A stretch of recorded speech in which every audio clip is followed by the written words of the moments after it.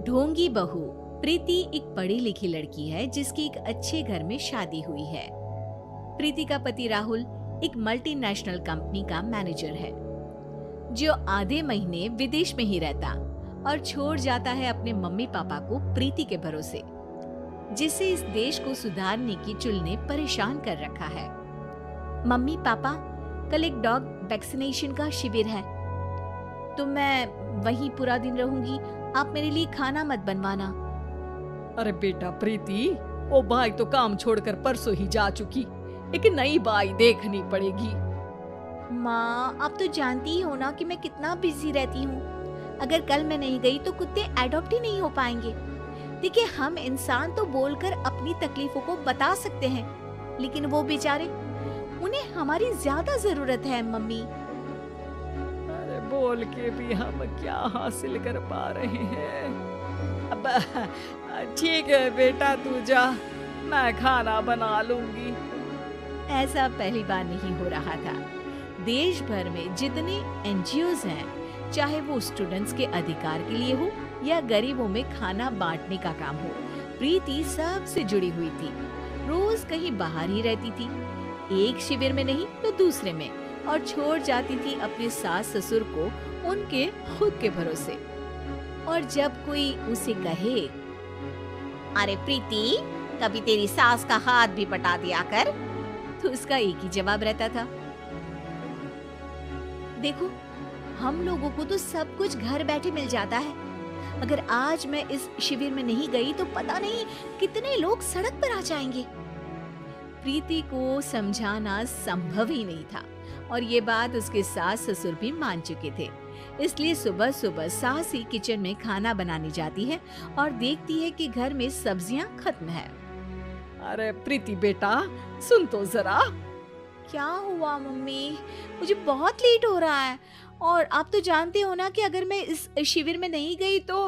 हाँ, कुत्ते एडॉप्ट ही नहीं हो पाएंगे, सब जानती हूँ। अरे पर घर में सब्जियां खत्म हो गई है। अरे जब तू वापस लौटे ना तब लेकर आना, ठीक है बेटा? ठीक है मम्मी, चलिए मैं चलती हूँ। और हर बार की तरह प्रीति अपनी पार्टीज और आफ्टर पार्टीज में इतनी बिजी रह गई कि सामान लाना ही भूल गई। बात केवल सब्जियों की नहीं थी, लेकिन प्रीति हर रोज किसी नए शिविर में निकल जाती थी अपने सास ससुर को अकेला छोड़कर। एक हफ्ते बाद प्रीति के ससुर जी के हाथ में दर्द होने लगा। अरे बेटा प्रीति, पापा जी के हाथ में बहुत दर्द हो रहा है, आज इनको डॉक्टर के पास लेकर जाना पड़ेगा। ठीक है माँ, आप हो आओ, मैं बाहर ही खा लूंगी। अरे बेटा, मैं कैसे ले जाऊं? ये काम तो हमेशा राहुल ही करता था और मुझे तो डर है कि कुछ ज्यादा बड़ी बीमारी ना हो जाए। ओफो, आज मुझे मेडिकल शिविर में जाना है। बेचारे बड़े बुजुर्ग जिनके अपने फैमिली वाले उनका ध्यान नहीं रखते, उनका पूरा मेडिकल चेकअप होगा। अगर मैं नहीं गई तो आप तो जानते ही हो, उनका चेकअप नहीं हो पाएगा। और बेटा तू जा, मैं कुछ ना कुछ कर लूंगी। प्रीति के सास और ससुर दोनों ही काफी समय से प्रीति को समझाना चाह रहे थे कि उन्हें भी मदद की जरूरत है, लेकिन अब तो पानी सर के ऊपर जा चुका था। उधर प्रीति शिविर में पहुंचकर सबसे मिल रही थी। काफी भीड़ थी और प्रीति इंस्टाग्राम पर फोटोज अपडेट करे जा रही थी। तभी प्रीति की दोस्त रीना उसके पास दौड़ती हुई आती है। अरे प्रीति, जल्दी चल। अरे क्यों, क्या हुआ? अरे तू अभी सवाल मत पूछ और चल मेरे साथ। प्रीति रीना के साथ जाती है तो देखती है कि गरीब बुजुर्गों की लाइन में प्रीति के सास ससुर भी खड़े हैं। प्रीति को समझ में नहीं आता कि ये क्या चल रहा है।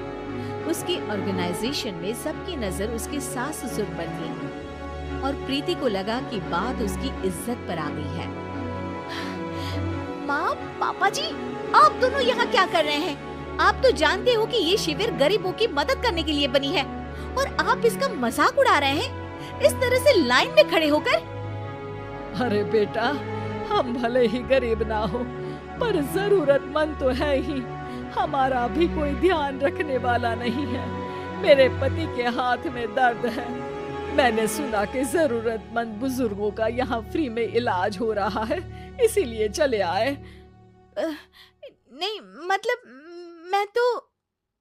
प्रीति को समझ में आ गया था कि समाज को संभालने से पहले उसे अपना घर संभालना चाहिए, और वो सर झुकाकर अपने सास ससुर से माफी मांगती है।